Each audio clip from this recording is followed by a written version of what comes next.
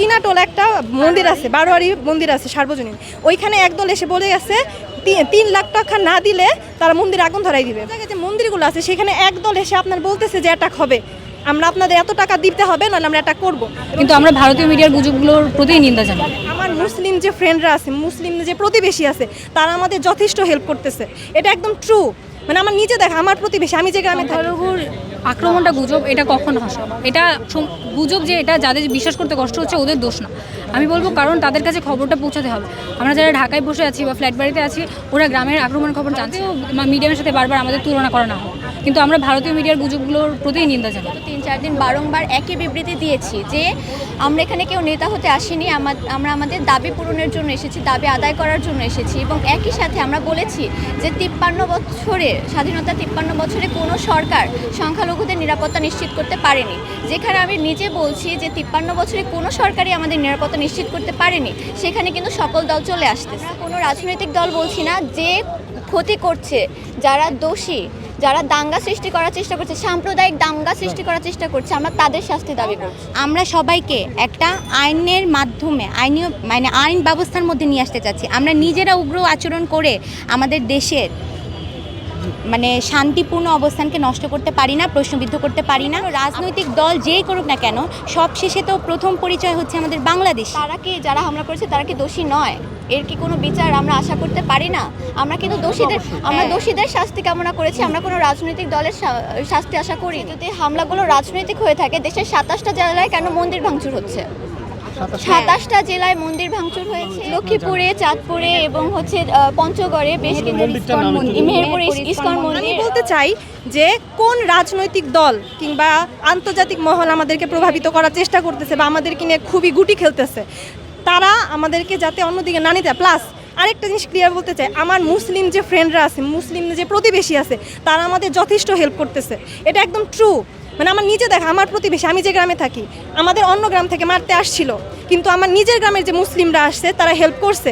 এবং অন্যান্য জায়গায় যে মন্দিরগুলো আছে সেখানে একদল এসে আপনার বলতেছে যে অ্যাটাক হবে, আমরা আপনাদের এত টাকা দিতে হবে, নাহলে আমরা অ্যাটাক করবো, এবং সেটা আমাদের অন্য গোষ্ঠী হেল্প করতেছে, এটা ট্রু। মানে ধরেন, আমি নাম বলতে চাচ্ছি না, আবারও বললাম, নাম বলবো না, এক রাজনৈতিক গোষ্ঠী এসে বলে গেছে যে যশোরে যে কি মন্দিরটা বললো, চীনাটোলা একটা মন্দির আছে, বারোয়ারি মন্দির আছে সার্বজনীন, ওইখানে একদল এসে বলে গেছে 3 লাখ টাকা না দিলে তারা মন্দির আগুন ধরাই দিবে।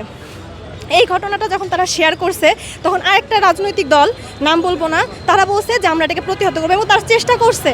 এটা কিন্তু ধর্ম না, এখানে এখন পলিটিক্স, এবং হিন্দু মুসলিম সবাই একসাথে এটাকে প্রতিহত করার চেষ্টা করতেছে, আবার একদল এটাকে উস্কানিও দেওয়ার চেষ্টা করতেছে। তো আমি এই ব্যাপারটা ক্লিয়ার করতে চাই, যারা এই যে গুজব ছড়াচ্ছেন আমরা ভুল বলতেছি, আমরা এই কথা বলতেছি, তারা নিজেরা যে সেই জায়গাটা দেখে আসেন। এবং আরেকটা জিনিস, এই যে মন্দিরের নামটা বললাম, এই স্টেটমেন্ট যখন আপনারা টিভিতে দিবেন, তখন অলরেডি তাদের ভাষায় বলা হবে যে আপনি বলবেন এটা মিথ্যা। আপনি কি আমার কথা বুঝতে পারছেন? তো এখন আমার নিরাপত্তার স্বার্থে যে আমি মাস্ক খুলতেছি, এটারও কারণ আছে, কারণ আপনি কি আমার নিরাপত্তা দিবেন? হয়তো বা হচ্ছে গিয়ে আপনারা বলতেছেন বা আমরা কেন নাম দিতেছি না, কেন সমন্বয় ঘোষণা করতেছি না, কিন্তু তাদের বাসায় যে আন্তর্জাতিক রাজনৈতিক মহলগুলো আছে, তারা যখন অ্যাটাক করবে, কে দাঁড়াবে? ফ্রেন্ডরা আমাদের কতদিন হেল্প করবে? ওদের নিজের বাড়ি ঘর নাই, আজকে করতেছে, কালকে করতেছে, প্রতিদিন করে আমাদের হেল্প করবে? আমি বারবার বলতেছি যে হিন্দু মুসলিম না, এখানে সবাই প্রতিবেশী ফ্রেন্ডরা হেল্প করতেছে, কিন্তু এটা কতদিন? আমার নিজের রুমমেট আছে নেত্রকোনায়, তার বাসা, তাদের বাসায় সেম কাহিনী হয়েছে যে তাদের অন্য যে নেতাগুলা তারা অ্যাটাক করতে আসছিল, কিন্তু তারা প্রতিহত করছে, তারা রাত জেগে পাহারা দিচ্ছে আমাদের জন্য, বিভিন্ন গোষ্ঠীরা পাহারা দিয়ে, অনেক ছবি ভাইরাল হয়েছে, এগুলো ট্রু, তারা আমাদের সাহায্য করতেছে। কিন্তু এই সাহায্য দুইটা যে দল মারামারি করতেছে, আমরা কেন এটার বলি হব? প্রত্যেকবার নির্বাচনের পর যখন রাজনৈতিক দল বদল হয়, কেন আমাদের বাসায় অ্যাটাক হবে? আমরা কি নিরাপত্তা চাইতে পারি না? এটা কি অযৌক্তিক কিছু?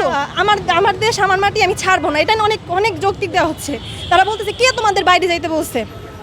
আমাদের কে বাইরে যেতে বলছে সেটা আপনারা দেখতে পারবেন না, আমরা এটা বলতেও পারবো না, কারণ এটা যখন আমি বলতে যাবো তখন আমার বাসায় আগুন জ্বলবে। আমি কি বুঝাতে চাচ্ছি আশা করি আপনারা বুঝতেছেন। তো বিষয়টা এরকম যে আমাদের হিন্দু মুসলিম যে ভাই আছে, যাদের বিবেক আছে, যাদের মনুষ্যত্ব আছে, তারা আমাদের পাশে আছে, কিন্তু আমাদের দাবি তাদের বাইরে না, তারা আমাদের পাশে আছে, কিন্তু তারা কতদিন আমাদের পাশে থাকবে? তাদের বাসা বাড়ি নাই, তারা যাতে আমাদের পাশে থাকে। প্লাস আমি চাই যেখানে আমরা কোনো সাম্প্রদায়িক ইস্যু আনতেছি না, এটা একদম ক্লিয়ার, আমরা কোনো সাম্প্রদায়িক ইস্যু আনবো না, এবং যারা আমাদেরকে এরকম গুটি বানানোর চেষ্টা করতেছে সেটা যাতে আমরা না হই, এর জন্য আমাদের 8 দফা, আমাদের একটা নিরাপত্তা আমরা চাই।